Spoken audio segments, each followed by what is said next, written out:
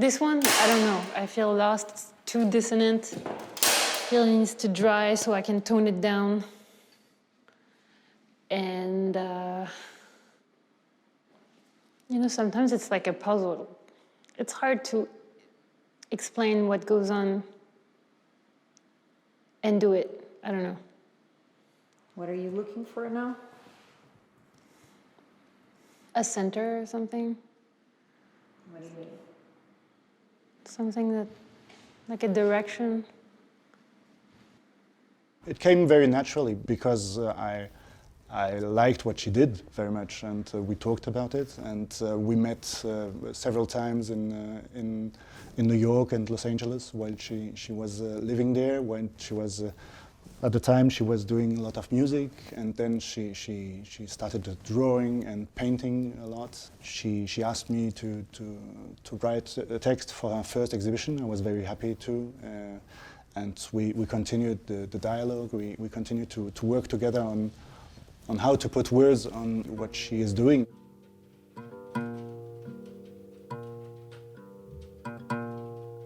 I am caught on the ground with those empty thoughts pinning me down. You are stranded, full of woe.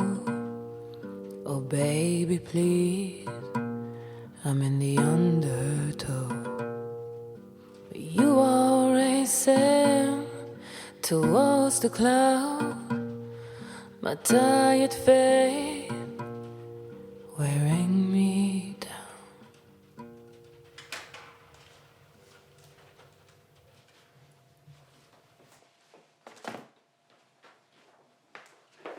This is where I like to draw most of the time.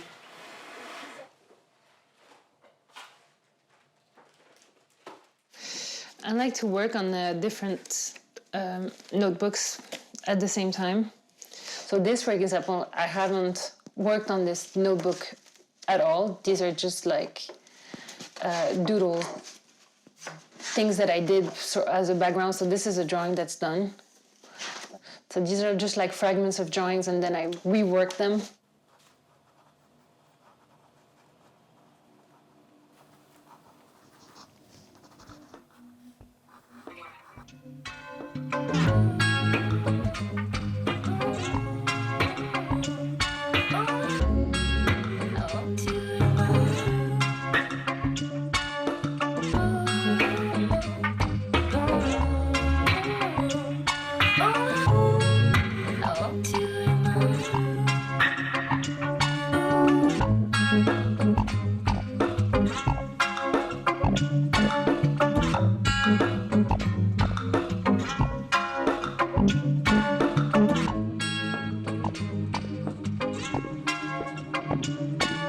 I've always been drawing. I had like notebooks where I would write fragments of lyrics. I would do little doodles and drawings. I think it's something that I always practice since I'm a child.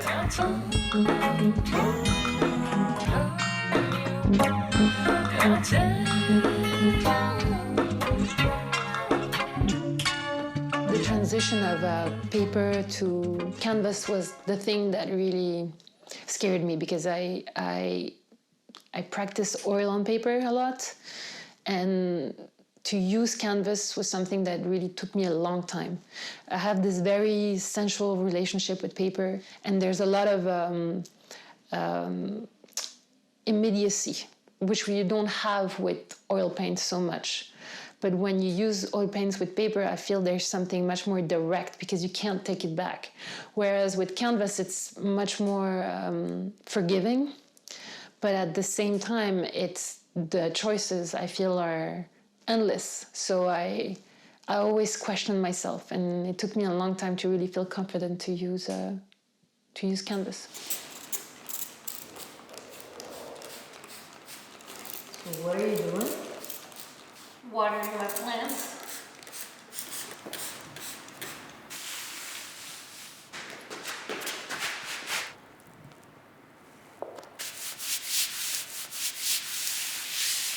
Backgrounds.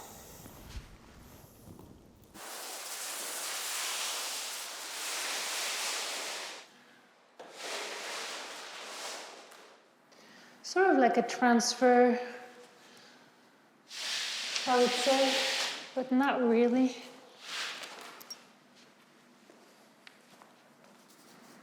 It's more like a place to start seeing forms and trying to make them appear. I like that idea of sort of erasing or squashing, so there's like this sense of movement. It's like you work with the mistakes, and some stuff you allow, and you can either, push towards something that you would recognize, or play with the idea that you almost go to like a form, like a human form or like an animal form or whatever form. And just before it makes sort of sense, then just to leave it. I like working with the fingers. I think there's something super sensual about it. She's a very curious artist, so she wants to develop like her sort of, chemistry within the canvas. So it was beautiful to observe the way she like chose the paintings, the materials, the brushes. She just developed her own technique with oil, which is very personal. She just paints with brushes, knives, fingers, her arms. And then the mixture she creates is very specific. She uses different mediums, different oils. She's just experimenting, just continuously experimenting and really pushing herself to like her limit.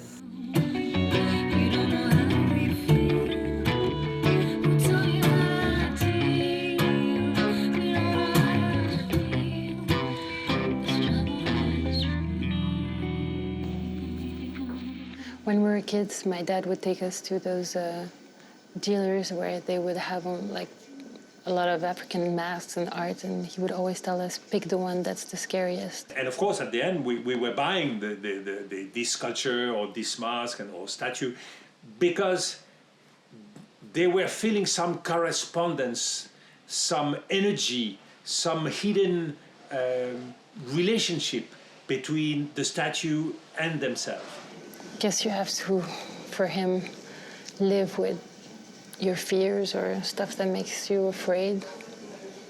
Somehow being in contact with that makes you stronger, I don't know.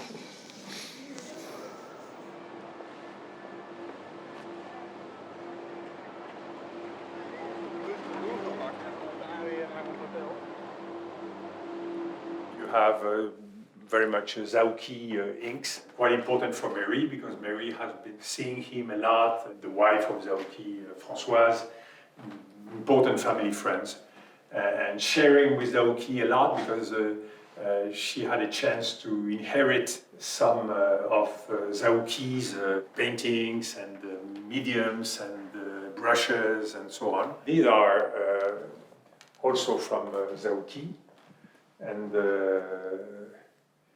they made on the glass. C'est ça, c'est ce contraste entre les deux qu'elle a parfaitement réussi. Parce que ces éléments aussi, c'est le surgissement. Ouais. Ils surgissent du fond, si tu veux. Et je ne trouve pas mou, attention, hein. Je parle de douceur, je ne parle pas de mollesse. Hein. Ouais. C'est pas du tout pareil, hein, Marie. Tu m'entends? Je n'ai pas du tout parlé de mou, c'est pas de mou. C'est pas mou du tout, hein. C'est doux. C'est suave, c'est sensuel. Je trouve que c'est sensuel. I chose like a path that was more scientific, so I wanted to study applied math. And but that sort of ran its course after 1 year. I realized that it wasn't for me. I was interning in a bank one summer, and I got scouted down the street. And the model scout asked me, do you want to come in and do Polaroids in the agency? You have nothing to lose. First I refused, then I went in. She called me back and she said, you have this modeling job and this runway show that you can do exclusive in New York. You can stay in the model's apartment. And I realized I could go down a really different path. And I knew within myself it was like a jolt, like an electricity jolt. I knew that I had to pursue that road. Okay, hey, Marie, who the fuck are you? What are you doing in the New York City streets? Just fucking around with you, Rasmussen. I was very lucky that I had a Givenchy contract that lasted for 4 years, and that allowed me to really pick and choose the jobs that I wanted to do. I was using the funds to kind of fund my music and the music productions that we had.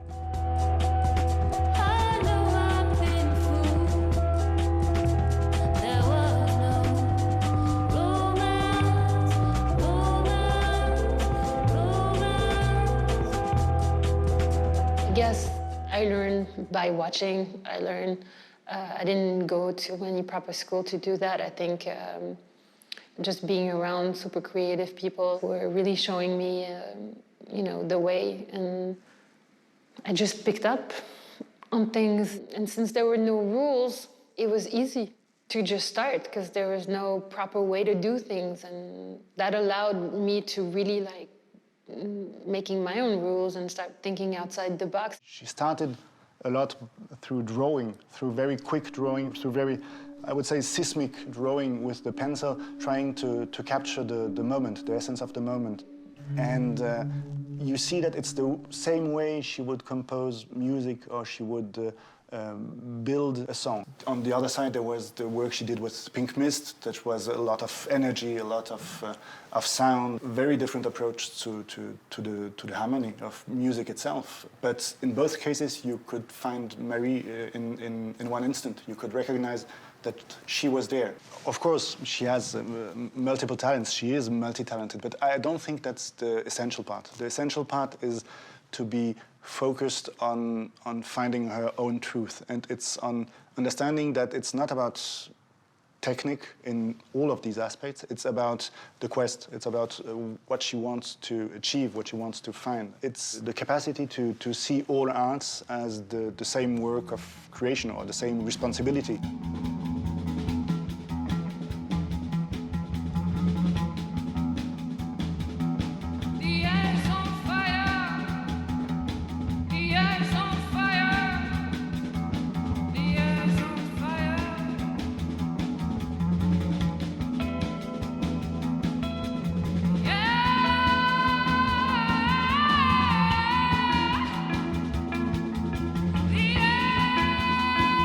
I view paintings as music, actually. It's like a soundtrack for a specific time.